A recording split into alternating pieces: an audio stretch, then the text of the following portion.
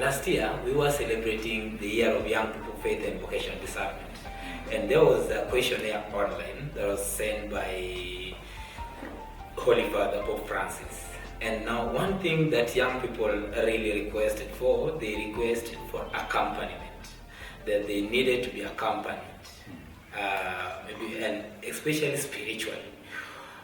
What's your take on that? How can you advise even those who are maybe talking or taking care of the young people, the churches and all that?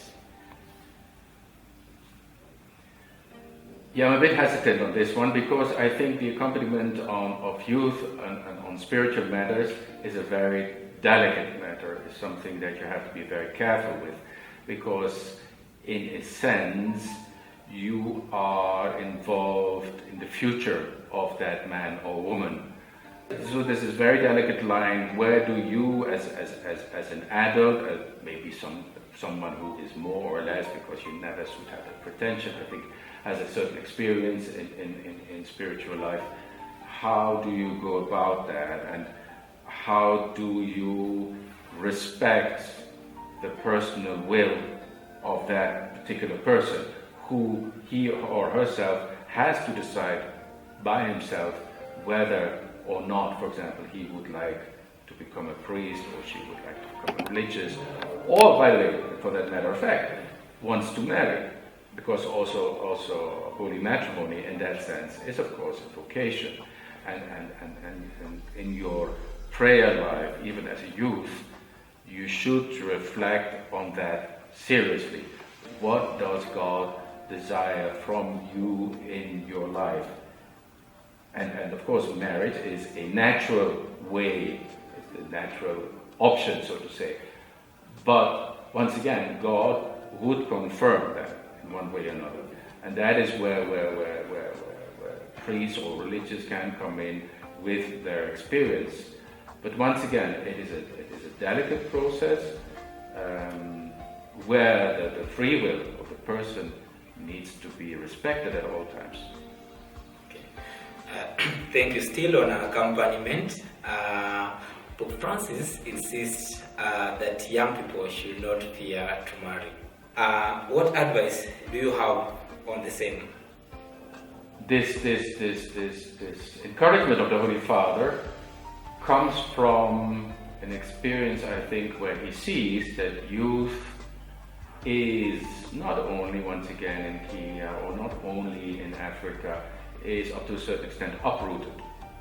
The traditional society as it was till 60, 70 years ago, in which without much of a reflection and much to do, it was expected from youth, be it male or female, to marry and to have children. That, I would say, nearly automatic reflex has weakened a lot and has turned into the opposite. And then I come back to what we have said earlier, the influence of media, the influence of internet, the influence of our consumer society has led to the point where youth find it very hard to commit themselves, because they feel, if I commit myself here, I might lose out somewhere else. So there's something like, okay, I want to have it all. And because that is a bit our general attitude in modern society, to have it all. And what I think what marriage is all about is that you commit yourself to this one specific person, and that you're ready to give your life for that one specific person, maybe knowing fully well that there are billions of other persons to whom you could commit in a sense. But you commit to this one person, and you remain faithful to that person for the rest of your life. I mean, this is not an easy thing to do. Even it was the apostles who said at a certain point, but Lord, if marriage is like that, then it's better not to marry. That is also a point of grace. But I do really think, and that is something which we as people of the 21st century really have to learn again, is the virtue of sacrifice, the virtue of commitment and faithfulness to a word once given, even if at times that might be very painful, even if at times I might go through long periods of distress, of suffering, and of darkness. But I remain faithful to that woman or to that man because I've committed to it, and it is God who has blessed this, and it is in that relationship that God desires that my children grow up. By the way, that's of course the other thing that comes in. Once you have children, you're not alone anymore. You're not alone anymore with your wife or with your husband. There is another commitment there too, which you have to take into account. You cannot just run away, because you're not only damaging the relationship in which you are, the woman or the man whom you have committed, but you'll be damaging also, and you're scarring them for lifelong, the children that came out of that marriage. Now, with young people, one thing they fear is the commitment, in that when they go, just they say that it's a lifetime commitment, that I'm going to commit to this person. But in case you find out that this was not the right person in the process, and you already, maybe you went for the wedding, the church wedding, and now the Catholic process of separation, because there's no divorce, the Catholic process of separation is too long. I think those are the things that are making young people now maybe to fear going into marriage because of now the commitment, and if at all it's not working, how to come out of it.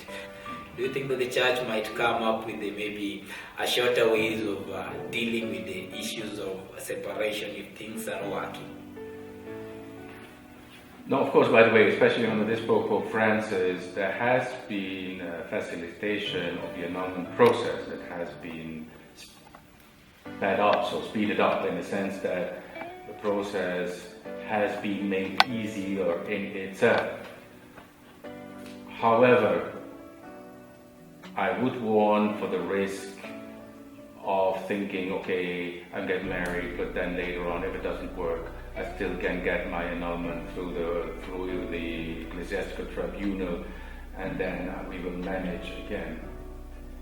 I'm profoundly convinced that if you have the right attitude, and if you have the virtue of faith and love in your life, then you can even live in a relationship which maybe for a number of years is difficult and dark. And many of our parents have gone exactly through that.